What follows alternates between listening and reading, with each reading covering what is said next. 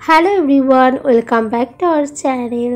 আজকে তোমার বাবুদের জন্য আরও একটা উপকারী ভিডিও নিয়ে চলে এলাম।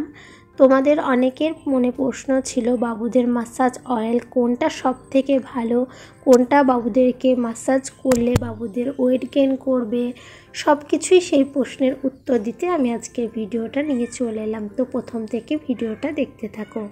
বাবুদের মাসাজের জন্য অনেক রকমের ব্র্যান্ডের বাজারে পাওয়া যায়, কিন্তু তার থেকে আমি একটা বেছে নিয়ে তোমাদেরকে আজকে সেটাই রিভিউ দেব।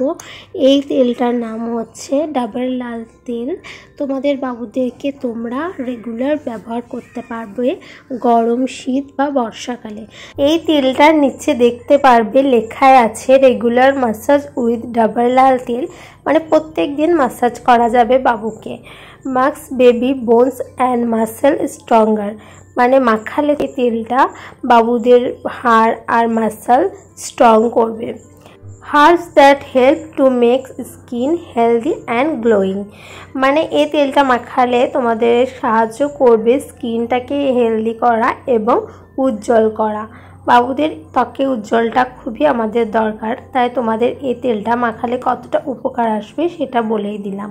এই তেলটা 5টা উপাদান দিয়ে তৈরি। প্রথমে আছে তিল তেল, মানে তিল দিয়ে তেলটা তৈরি করা হয়েছে। তারপরে আছে রাতানজাত, মাসা, সানাক্সা পুষ্পি আর কার্পুরা।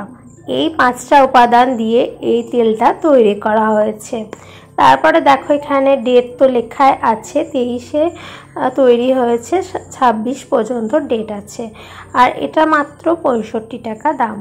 আর এটা আছে তোমাদের 50 ml। বাবুদের বয়স যখন 7 মাস তখন থেকে তোমরা এই তেলটা ব্যবহার করতে পারবে।